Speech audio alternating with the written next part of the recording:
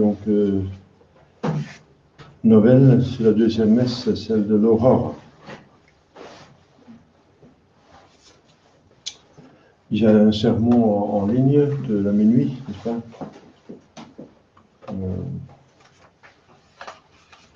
Demain, c'est encore dimanche. L'horaire normal, enfin qui va devenir normal, c'est 11h à Rongier et 6h30 à Alost, ça veut dire avant midi à Rongier, le soir à Alost. 11h, je pense que la semaine prochaine, ce sera à 10h30. Pour les 10h30, c'est... Alors on a plus de temps pour... enfin, je pense que pour tout le monde, ça peut aller à 10h30. À Belay, c'était 10h. Bon. Des personnes ont demandé 10h30, que c'est plus commode, d'accord. Je m'adapte, pour moi, ça revient au même.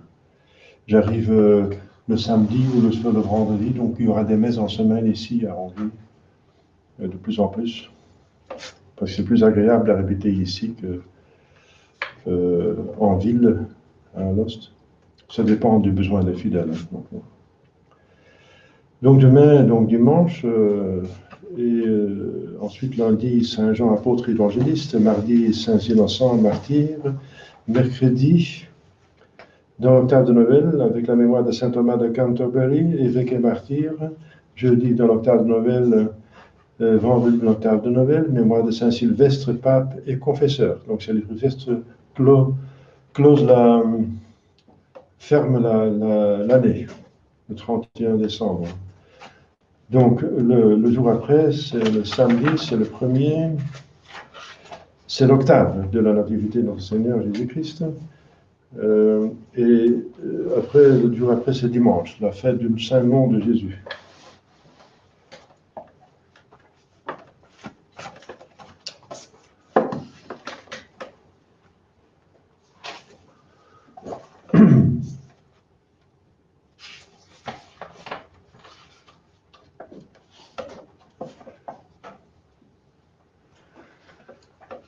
Au nom du Père et du Fils et du Saint-Esprit, ainsi soit-il. Chers fidèles, comme pour la mission, l'activité de Saint Jean-Baptiste, l'Écriture sainte donne les circonstances historiques pour montrer que c'est un fait historique. Donc dans l'évangile de Saint Luc, il y a beaucoup d'explications parce que Saint Luc est un docteur et il est intéressé dans ce qui se passe plutôt qui a rapport aux choses médicales, le corps, la naissance, c'est quelque chose pour un docteur. Donc, Saint Luc s'étend beaucoup sur la naissance, plus que les autres. Pour le reste, il est très concis, Saint Luc, mais il donne des détails que d'autres ne donnent pas. C'est normal. C'est la providence, la Sainte Providence qu'il a prévue comme ça. Saint Luc a une très grande dévotion pour la Sainte Vierge, bien sûr. Il va être le peintre de la Sainte Vierge aussi. Il est réputé pour avoir peint des images de la Sainte Vierge. C'est vrai que cette maternité est admirable. La Sainte Vierge a porté 9 mois Dieu, Jésus-Christ, tout en sachant qu'il était Dieu. Donc, pour elle, c'était quelque chose d'extraordinaire. Mais avec la grâce spéciale qu'elle a reçue, elle a vécu comme un tabernacle vivant, n'est-ce pas, tout ce temps-là, adorant Dieu fait homme dans son sein. Saint Joseph était aussi mis au courant par un ange, Gabriel. Et quand Jésus est né, d'une façon extraordinaire, parce que c'est un dogme, n'est-ce pas, c'était proclamé 3 fois par concile et par pape, n'est-ce pas, que la Sainte Vierge était vierge avant la naissance, pendant la naissance et après la naissance, même physiquement vierge. Et c'est parce que Jésus voulait honorer sa mère au maximum. Donc il est sorti de son corps comme un rayon de soleil à travers une vitre de cristal, n'est-ce pas? Disent les pères de l'Église. Comme il est entré dans le cénacle, comme ça, sans ouvrir les portes, les fenêtres, donc il est entré. Et il ne faut pas oublier qu'il avait déjà un corps glorieux dès le début de sa conception. C'est un corps glorieux qu'il avait. Il a caché sa gloire qu'il a montré sur le mont Tabor. Il reçoit un autre éclat après la résurrection. Il a un corps glorieux, il ressuscite avec un corps glorieux, mais avec un éclat de plus, l'éclat des mérites de sa passion.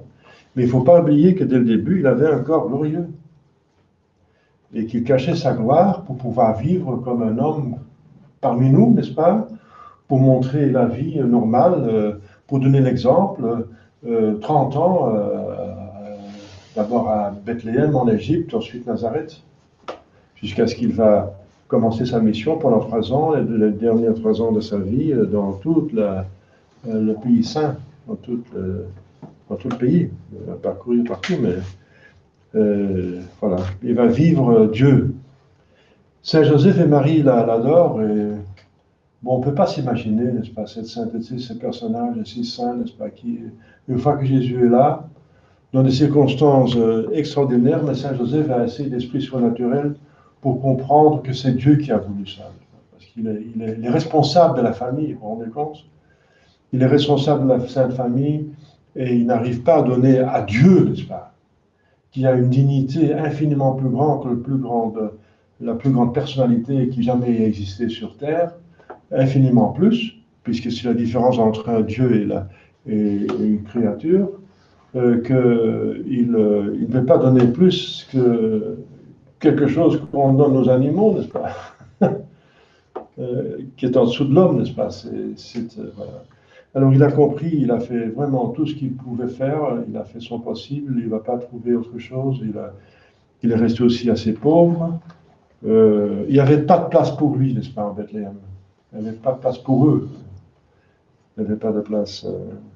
Eh bien, Dieu a voulu ces circonstances pour nous, deux choses, pour nous montrer comment le cœur des hommes sont fermés, n'est-ce pas, pour Dieu, et en même temps, la pénitence que Jésus veut faire, l'expiation pour les péchés, déjà il commence parce qu'il souffre, il est dans le froid, et c'est pas commode pour l'enfant non plus, n'est-ce pas?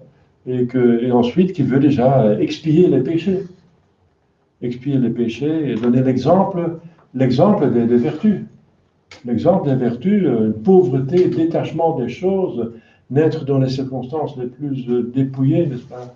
Le dépouillement extrême, l'humilité d'un Dieu qui se fait homme dans ces circonstances-là, eh bien, l'exemple, l'humilité, dépouillement des choses, l'esprit de pauvreté, voilà le remède des péchés. Le remède des péchés, parce que c'est par orgueil, par attachement aux choses qu'on a péché, que le malheur est venu sur les hommes, sur l'humanité. Et c'est le libérateur. Il commence son travail de rédemption, de montrer l'exemple et d'acheter, de payer la dette par ses souffrances. Eh bien, Saint Joseph et la Sainte Vierge ont compris cela, n'est-ce pas? Le bon Saint Joseph, il a souffert, mais il a accepté. Il a accepté. Ils ont vu que Dieu mène toutes les choses. Dieu veut montrer la dureté de notre cœur. La crèche était plutôt dans une grotte. C'était dans une grotte qu'ils avaient aménagé une étable.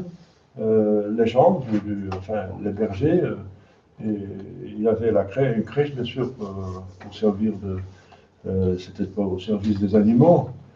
Et la grotte, pas la grotte, Dieu a voulu, la circonstance, Dieu a utilisé les circonstances pour prêcher par les fêtes. La grotte, c'est notre cœur. Jésus veut naître dans notre cœur. Eh bien, c'est comme une grotte, la dureté, n'est-ce pas, envers Dieu, ne pas obéir, ne pas vouloir obéir. Il a une crèche, là, ça veut dire une habitation assez misérable. Il y a des animaux qui vivent dedans, ça veut dire un bœuf et un âne. Le bœuf, c'est pour la sensualité, et l'âne, c'est pour l'entêtement, n'est-ce pas? C'est les vices de l'esprit et du corps, n'est-ce pas? Il y a de la paille. La paille, c'est ce qui fait du bien à Jésus. Jésus et Marie et Joseph sont là pour nettoyer la crèche. Donc, ils préparent la venue de Jésus-Christ. La Sainte Vierge, c'est la préparation de la venue de Jésus-Christ. Si on est de bonne volonté, on accepte la Sainte Vierge. Avec la Sainte Vierge, on a accepté Jésus. Donc, la paille représente notre bonne volonté, n'est-ce pas, qui qui enlève la dureté de la crèche qui est de bois, le bois qui signifie déjà sa croix. Jésus a voulu naître dans un, toujours a une prédilection pour le bois. Il va devenir charpentier, n'est-ce pas? C'est pas par hasard, c'est parce qu'il va charpenter, il charpente à sa rédemption et ça va culminer sur la mort sur la croix de bois. C'est par le bois qu'il va nous sauver, n'est-ce pas? Tout ça, c'est symbolique et très fort, n'est-ce pas? Et toute la création qui quand même donne un minimum d'hommage à son créateur, même les astres, n'est-ce pas? Le ciel et la terre, le ciel, c'est les astres, l'étoile, n'est-ce pas? Qui va témoigner envers les mages. La terre, n'est-ce pas? La terre est là, la terre c'est la grotte qui l'accueille, etc. Les animaux, n'est-ce pas, sont là, je viens d'en parler. Le peuple est là, n'est-ce pas, les gens simples, les juifs, les plus dignes, n'est-ce pas, pour le recevoir, pas les plus dignes pour le monde, mais les plus dignes pour Dieu. C'est les humbles et les simples, les gens pieux qui font le travail, qui gardent les troupeaux, n'est-ce pas, bien, et eux sont dignes pour recevoir le Seigneur, pour avoir la visitation. Les anges sont là, n'est-ce pas, qui chantent le Gloria, n'est-ce pas. Il y a toutes sortes de personnalités, n'est-ce pas? Il y a la Sainte Vierge, il y a Saint Joseph qui sont vierges, n'est-ce pas? Il y a des gens mariés qui sont là, les bergers. Il y a des personnes jeunes et âgées. On aura Anne la prophétesse et Simeon, le vieux Simeon qui va l'accueillir dans le temple. Il y a toutes sortes, n'est-ce pas? Toutes les même les sens vont être appelés, n'est-ce pas? On voit Jésus, Marie et Joseph dans les circonstances les plus attendrissantes, n'est-ce pas? On va écouter les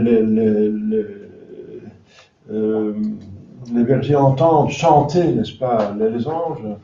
On sent l'encens des rois mages qui vont donner l'hommage. Donc il y a toute la création de Dieu, n'est-ce pas, c'est pas par hasard, qui chante la gloire quand même au minimum, n'est-ce pas, de son Créateur. Ceux qui sont pas là, ce sont des gens qui sont adonnés au péché, ce sont les riches, les puissants. Ceux qui devraient être là, les prêtres devraient être là, les grands prêtres devraient être là, les théologiens devraient être là, ceux qui officiellement sont pour Dieu, eh bien, et tout en sachant qu'il est là, ils ne viennent pas. Ils vont montrer la voie aux rois mages. C'est quoi? Bien, ils sont attachés à eux-mêmes, leur propre gloire. Ils pratiquent la religion pour leur propre gloire, c'est évident. Ils s'en fichent du bon Dieu, du Messie, n'est-ce pas, attendu pendant 2000 ans. Ce sont les spécialistes de l'Écriture. C'est ça, quoi le but de l'Écriture sainte? Pour montrer, pour prophétiser, pour avoir la preuve, pour préparer le peuple, pour prouver que Jésus est Dieu, avec toutes les prophéties qu'il va accomplir. Il va naître à Bethléem. C'est dans Michée, tous les Juifs savaient ça, n'est-ce pas, dès leur jeune âge. Alors pour nous, chers fidèles, la crèche, c'est Saint François qui a organisé la première crèche, n'est-ce pas? Justement parce que c'est l'homme qui était le plus adonné à la vertu de pauvreté, par une pauvreté physique, pour imiter Jésus. Il était pris, n'est-ce pas? Il était passionné, il était épris par la scène de la grotte, le dépouillement d'un Dieu, n'est-ce pas, qui se fait homme, qui descend du ciel, n'est-ce pas, de son trône éternel, magnifique, pour venir sur terre. Et on va voir que, quelle pauvreté, quelle simplicité, jusqu'à l'abomination de la passion, n'est-ce pas, il va subir tout ça par amour de nous. On voit un grand amour de Dieu qui nous cherche pour nous rendre heureux. Parce que par notre propre faute, on se rend malheureux, n'est-ce pas, par les péchés. On se damne, on se perd, on cherche à avoir des plaisirs, mais ce sont des plaisirs passagers, n'est-ce pas, qui vont être payés par une perte du vrai bonheur. Oui, chers fidèles, mettez-vous en contemplation devant la grotte, adorez Jésus avec Marie, avec Joseph, allez le visiter avec les bergers, n'est-ce pas? Entendez les anges chanter la gloire d'un Dieu fait homme, paix à tout homme de bonne volonté. Dès le début, déjà, il va sciser l'humanité en deux. En deux. Il sera la cause de l'élévation et de la chute de beaucoup en Israël, de tout le monde finalement. Ceux qui l'acceptent vont au ciel, ceux qui le rejettent vont en enfer. C'est vraiment un glaive qui coupe en deux l'humanité. C'est pour ça que dès le début, déjà, il y a une discrimination dans le bon sens. Paix à tout homme de bonne volonté, mais ceux qui ne sont pas de volonté, ils n'ont pas de paix. Avec Dieu, en tout cas, pas avec Dieu. Donc, de bonne volonté. Jésus cherche la bonne volonté. Il se contente de la bonne volonté, n'est-ce pas? Il s'en fiche des péchés, il va payer la dette, n'est-ce pas? Il s'en fiche de ce qui est de saleté. Marie et Joseph, je veux dire, ont déjà enlevé les saletés qui étaient là, provoquées par les animaux. Ils ont tout donc couvert avec la paille, et surtout dans la crèche. Et c'est notre bonne volonté, cette paille, qui adoucit un petit peu, qui chauffe Jésus, n'est-ce pas? Et ces passions dominées vont être au service de Dieu. L'âne et le bœuf, finalement, ils vont chauffer l'enfant par leur haleine. Donc, c'est tout le symbolisme de la... Jésus se contente, n'est-ce pas, de naître de notre cœur, qui est une grotte, n'est-ce pas? Mais essayons d'être avec Marie et Joseph dans cette grotte de notre cœur dur, n'est-ce pas? Voilà. C'est une comparaison, c'est ce qu'ont compris les pères de l'Église sur les circonstances. Dieu joue avec les circonstances. Il est tellement puissant, intelligent. Et il prêche avec les actes cette fois-ci, pas avec la parole. Oui, sauf ceux des anges. Mais Jésus lui-même, qui est Verbe de Dieu, il prêche par son activité, montre comment donner l'exemple, n'est-ce pas, d'aller au ciel, d'être dans le dépouillement des choses de ce monde. On use ces choses de ce monde, mais on n'en est pas attaché. Voilà, chers fidèles, mettez-vous avec les bergers, avec la Sainte Vierge, avec Joseph, pour venir adorer et reconnaître Jésus, qui vient parmi nous pour entrer dans notre cœur. Cette grotte symbolise notre cœur. Cette paille, notre bonne volonté. Il veut naître dedans par la baptême, et après le baptême, par la confession, n'est-ce pas? Si vous avez des péchés à confesser. Voilà, chers fidèles, ça c'est la bonne nouvelle de Noël. C'est Dieu n'abandonne pas sa créature, son enfance et ses enfants, mais au contraire, n'est-ce pas, il fait tout pour nous sauver. Il nous traite vraiment comme un bon père traite ses enfants, chers enfants, pour les sauver. Il vient nous chercher avec tendresse. Qu'est-ce qui est plus tendre qu'un petit bébé, n'est-ce pas, qui tend ses bras pour nous accueillir? C'est un petit bébé, mais peut-être infiniment puissant. Mais par derrière, il est Dieu. Dieu. Il ne faut jamais oublier ce qu'est Dieu, n'est-ce pas? Le créateur de l'univers. Regardez cet enfant dans sa faiblesse, dans sa vulnérabilité. Mais n'oubliez jamais qu'il est Dieu. Il faut suivre Jésus dans son humanité toute sa vie, jusqu'à la fin, jusqu'à sa mort, mais ne jamais oublier qu'il est Dieu. Alors vous allez comprendre ce qui se passe. Cette personne, n'est-ce pas, Dieu n'est pas seulement dans sa nature, une deuxième nature qui est par derrière, mais plus fort. Cette personne dans cette nature humaine n'est pas une personne humaine, c'est une personne divine. Donc c'est la différence entre nous et lui. Nous sommes hommes, il est homme, comme nous, juste comme nous, sauf il n'a pas une personnalité humaine. Cette personne qui est là est Dieu, la deuxième personne de la Sainte Trinité. Il ne faut pas l'oublier, il ne faut jamais oublier la divinité de Jésus pour comprendre ce qui se passe vraiment. Et c'est Dieu qui nous aime à travers de son humanité. Laissons-nous prendre, n'est-ce pas, par cet amour.